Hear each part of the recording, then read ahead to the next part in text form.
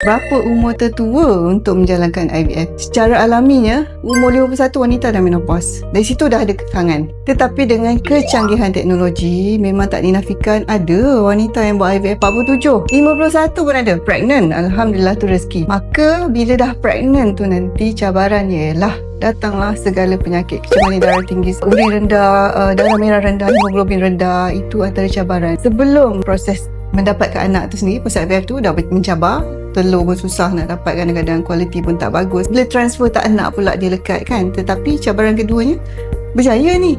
Cabaran pertama dah berjaya diatasi, Alhamdulillah. Yang kedua pula nak maintain pregnancy tu ketika hamil. Itulah cabarannya. Kita dah cuba sedaya upaya terangkan risiko semua. Tapi kalau pasangan ni nak juga hamil, walaupun umur dia dah 55 sekalipun, doktor akan cuba bantu dalam keadaan yang paling minima risiko. Tiba satu point je yang risiko tu tinggi, doktor akan berhenti. Itu kena faham.